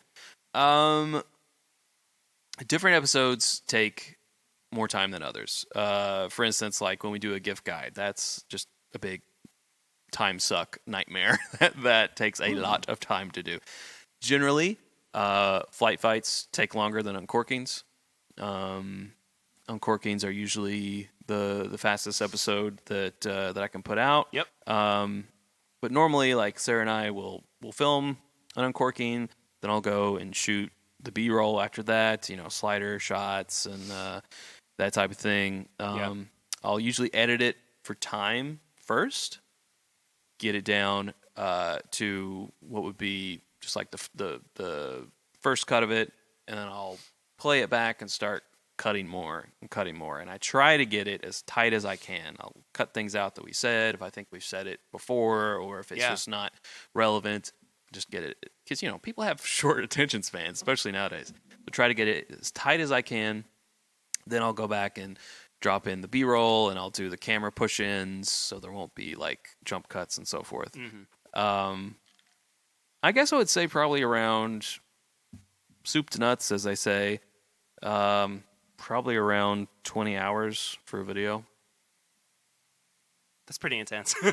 Yeah, and then flight fights are longer. Yeah. Because they're a 2-camera thing, and they're just a longer episode in general. So that's, probably more around 30 hours. And I mean, the amount of time that you're cutting back and forth between, especially when, those zoom ins that you do onto the bottles that are behind the bar and telling you what everything is. And then, right, yeah. There's more graphic work than a flight fight. Yeah. Yeah. Yeah. As far the second part of the question, what's in store? Yes. What's on the horizon? What's on the horizon? Content growth. Sure. Well, we started kind of a new series with Eat More Bourbon. With Sarah making the bourbon bread pudding. We want to do more of those. We want to get back to more drink more bourbon cocktails. Know Your Distillery is another series that we want to start visiting again once the weather gets warmer. And then there's also, so as we referenced earlier in the episode, the bourbon is disorganized because a new room is being built with shelves, and that'll also double as a new filming space for a couple new shows. And one of those will be sort of like a mailbag type of show. So people write in with their messages, and we answer them there. And another one, it will be a different type of review, different from Uncorkings. Oh. Yeah. Interesting. Yeah. Little sizzle for you guys. Little exclusive. Little sizzle. Yeah. Yeah. This is my Bourbon Podcast exclusive. This next question, we've got just a few left. It comes from Tyler Passeur. He said, what is the airspeed velocity of an unladen swallow? To which I say, does he mean African or European? Yeah, is it African or European? It's not a matter of where he grips it. I mean, you do have to know these things when you're a king. Yeah, you do. Now Alan, go away or I'll taunt you again. I fart in your general direction. Rest in peace, Terry Jones. Yeah. Alan Cornett asks, what bourbon is trending in a positive direction / you're pleasantly surprised by? What bourbon that you liked has disappointed you / is trending down?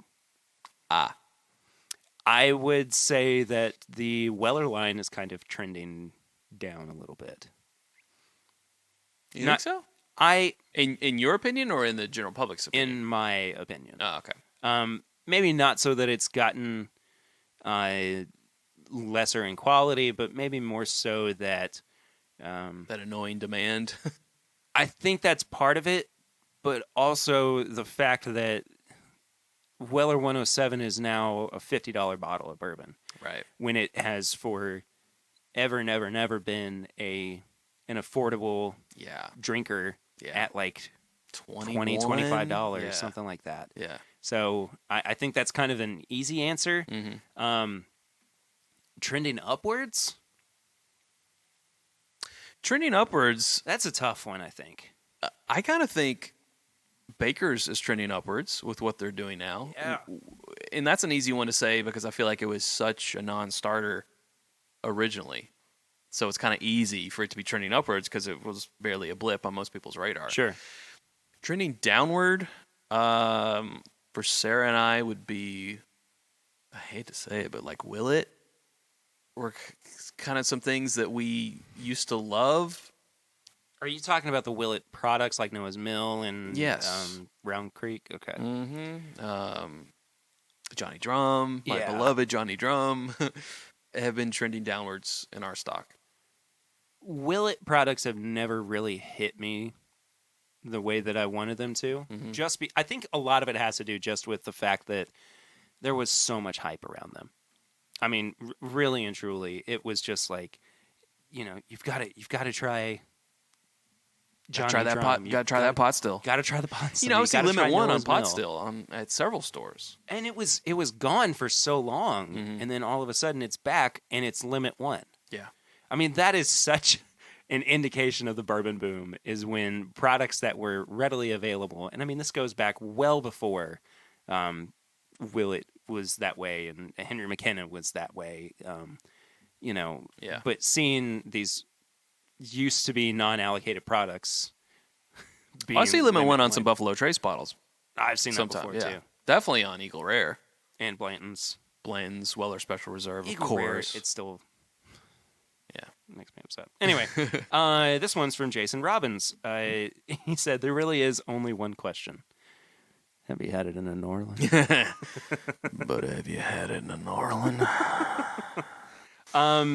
Dustin Whitaker asks, you have created a cocktail and named it after yourself. That's not a question. What's in it?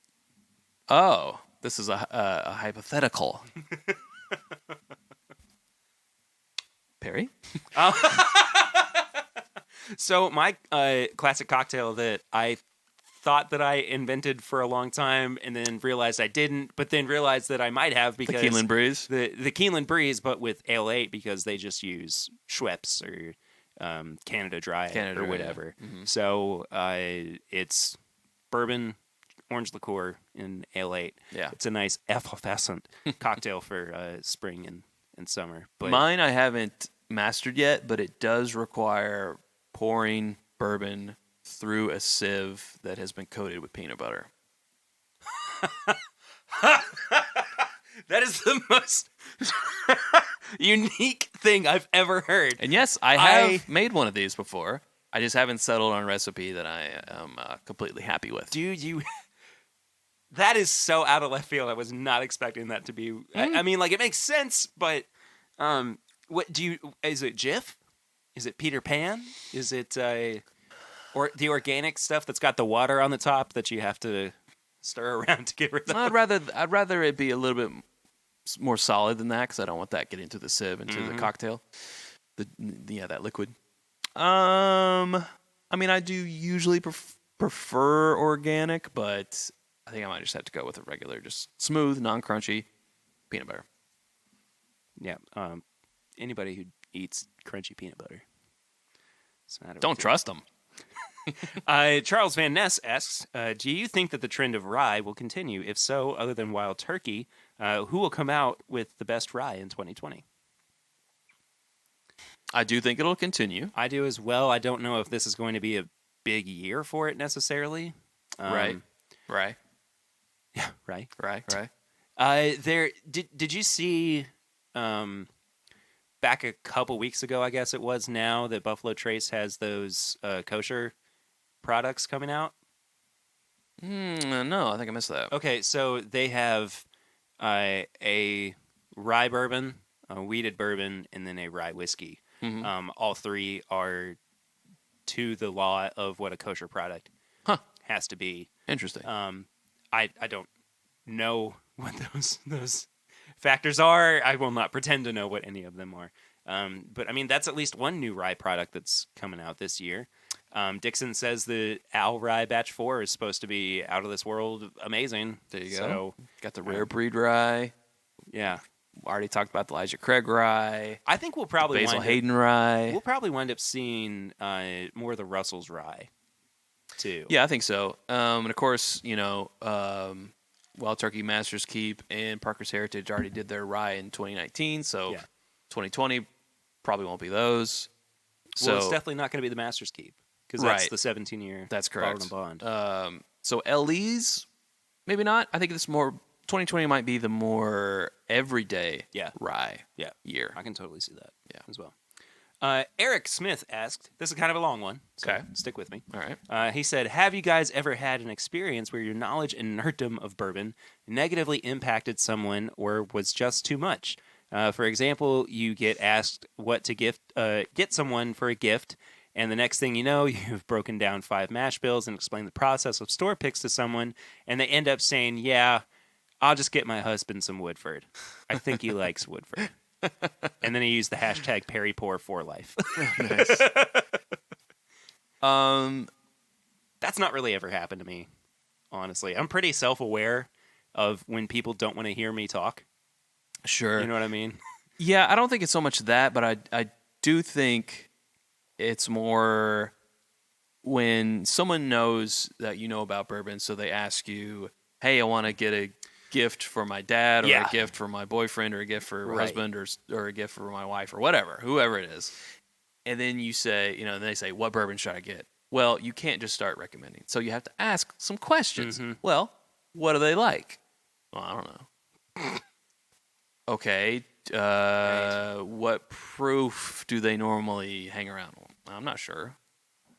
Okay, yeah, get him Woodford. Then it's like exactly. I cannot help you at that point.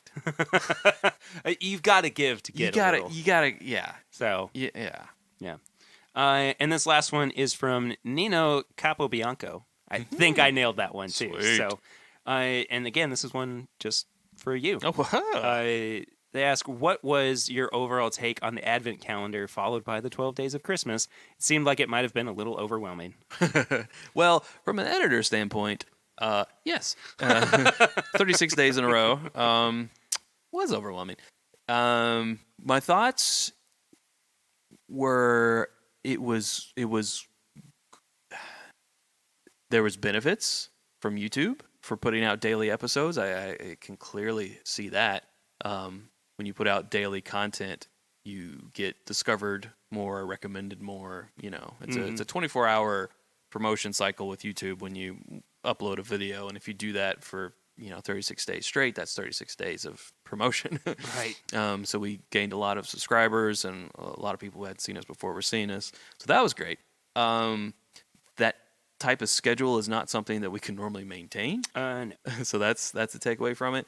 But also, we loved the double blind aspect of it with the Advent calendar, and then the Whiskeys of the World was really interesting too. That they were mostly not bourbons. Actually, I don't think there was a tried and true bourbon in the bunch. There were some like finished whiskeys, sure, bourbons, originally bourbons, and then they're finished in a secondary barrel. But for the most part, I don't think there was a single tried and true. There might have been one. I can't remember. No, I think there was. I think that bespoke bourbon was actually a 4-grain bourbon. It was the one that was mislabeled as the cream, bourbon cream. I think that might have been the only one. But that was really cool to branch out and try whiskeys from other places. So overall, positive on both. Okay. Gee. That's good to hear. Well, that was just kind of our little mailbag segment. I've really enjoyed doing these questions. Yeah, those are fun. The past few weeks. It's been interesting hearing from you guys, the listeners. Tips and bits? Tips and bits. All right, so we're going to recommend some things for you guys here. It doesn't have to be bourbon necessarily. Mm-hmm. For some reason, I almost called you Chuck. Okay. I'm not sure why. Chad, what are your tips and bits this week? Well, Dang, I can't even think of a name that sounds like Perry that's not Perry. Well, Puree. I'm going to recommend, and this is odd because I didn't think I would watch this show or like it, but I started watching Batwoman on the CW. Originally, I didn't think I was going to watch it because I was actually kind of turned off by the promotions for it. I was like, I don't think this isn't. But you know, Batman is my favorite superhero. So anything in the world of Gotham, in the lore of Batman, you know, attracts me. So I'll tell you what it was. I was watching the crossover event, the Crisis on Infinite Earths. Crisis on Infinite Earths, which she was on. Batwoman was on. I was like, all right, I've got the CW app, so you know, I watched the pilot of Batwoman. And I'm like, oh, this is interesting, right. And started watching it from there. And I'm like, oh, okay, this is actually a pretty good show. It's an interesting direction that they've gone with it, and the actress Ruby Rose is an interesting person herself. And you know, she was on Orange Is the New Black, and she just has an interesting story as an actress, and I'm enjoying it. I'm about maybe 7 episodes in. Gotcha. And I'm enjoying it. I haven't really given it a chance yet. Right. I mean, like again, all I've really seen of her has also been on Crisis on Infinite Earths. My goodness. Yeah. That's a mouthful. Yeah. Sidebar, how did you like it? Crisis on Infinite Earths. Oh, I thought it was good. I thought it was a lot. It was a lot. It was a lot. I thought the callbacks, though, were good. It was great to see because I watched all 10 seasons of Smallville, so it was great to see the Smallville scene. And I didn't like how they treated Batman in it. Kevin Conroy, the voice actor of Batman, you know, playing Bruce Wayne, a grizzled old, and I get it, but I didn't like that part of it. I didn't either. I didn't like that part of it. I didn't either. No. I mean, and I think a lot of that came from, you know, Kevin Conroy has been the voice of Batman for 30 years. Yeah. And, you know, we have this ideal portrayal of him as the Batman. Yeah. And then once we get a murderous psychopath Batman. Right. But I understand played by our Batman. Yeah. It's like, I understand how he's aged out of the role. And now it has to be old Bruce Wayne. Sure. But I didn't really care for that turn. But otherwise, I thought it was I'll good. tell you that I think my favorite part of that entire thing was watching Brandon Routh play Superman. Oh, yeah, that was cool. That was so good. Yeah. I mean, like, and it's so funny because I didn't like Superman Returns all that much. Right. But, like, I just lit up when he came on screen as Superman. I mean, it just was... It was so cool to see him back. Agreed. But anyway, that's enough nerd talk, I guess. Okay. You watched the show. I think we've talked about it before too. The Goldbergs has just been on point this season. Oh yeah, it's been so flippin' funny. Same with Schooled. which was the spinoff show. If you've not seen it, it's on ABC. I think. Very, very funny stuff. I still think the first 1 to 3 seasons of Goldbergs were really their strong point. Yeah, but I think so too. I think this season has been good. Yeah. I have yet to watch this season of Rick and Morty. But everybody says it's been There's one great standout episode, definitely. Is it the heist episode? No. Okay. That was a good one, but it wasn't that one. You'll know when you get there. All right, fair enough. Fair enough. I think that just about does it for this episode. Thank you all so much for listening. Chad, where can people find you if they would like to follow up with you? YouTube.com/It's Bourbon Night. It's the main place. We are at It's Bourbon Night on Instagram mainly, but also on Twitter. WhiskeyAmbitions.com for merch, and then Patreon.com/It's Bourbon Night. Yeah, sorry, I had to recover from my indigestion. Well, if you want to follow me personally, I'm at PReader1492 on all social media channels. You can give the show a follow at My Bourbon Pod on Instagram, Facebook, and Twitter. You can also leave a 5-star rate and review on iTunes, which is a really great way to help out the show. Do you have a review there, Paris? I do actually have a review here from one of the listeners. This comes from Jay. The title of it is... I love this. The Elijah Craig Barrel Proof of Bourbon podcast. Wow. That made me really happy. So Jay said, where to begin? Perry, Curtis, and Swan are bringing it every week with some great bourbon talk, bourbon news, fan questions, guest appearances. There's always something to keep me entertained. As a new dad, Congrats. Congratulations indeed. I always love it when Papa Ritter is on because I can see doing something similar with my son Max when he's old enough, of course. I call it the ECVP of Bourbon Podcast because it might not be the biggest name in Bourbon Podcasts, but if you're in the know, it's amongst the best in Bourbon Podcasts. Oh, nice. Cheers. That's a great review. There's something so self-gratifying about reading these reviews out, but they really do mean a lot, and I appreciate everybody who has left a review so far. Like I was saying, it's a fantastic way to push it up in the charts, push the podcast up in the charts, see new people or get new people seeing the show and then listening to it. So please do that if you are able to do so. You can find all of our apparel and merchandise at bourbonshop.threadless.com. We actually are also on YouTube. It's youtube.com/This Is My Bourbon Podcast. There's a few old live streams that I did last year and in 2018. Probably going to actually start those up again here soon now that my schedule is not so insane. There's not really much, I would say, edited video content, but there was the Beagle Rare video.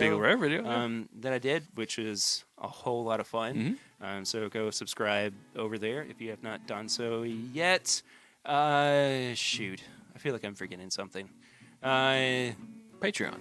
That was the last one I was going to do, but there must have been something in the else. Middle. I don't know. It doesn't matter. Patreon.com/MyBourbonPodcast is where you can become a patron of the show for as little as $1 a month. It helps us out so very much.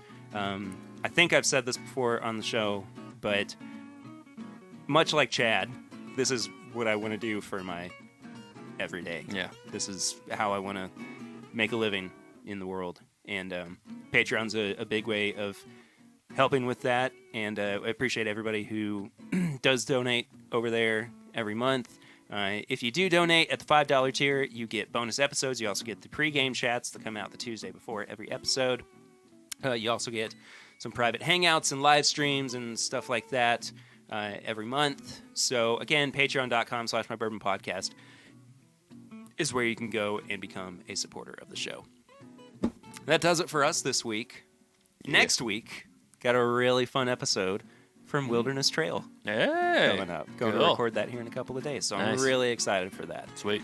Thank you all so much for listening. Again, this has been a lot of fun. Chad, thank you for sitting in with me. My pleasure. Thank you to Fred Minnick for offering his time to sit down and talk about his new show. Mm-hmm. Also, if you've not checked out the Fred Minnick Show, please go and do that. The link, tips, and bits added into the fray. And his YouTube channel. It's very good. Yeah. I will see you next week, but until then, I'm Perry, and this is My Bourbon Podcast.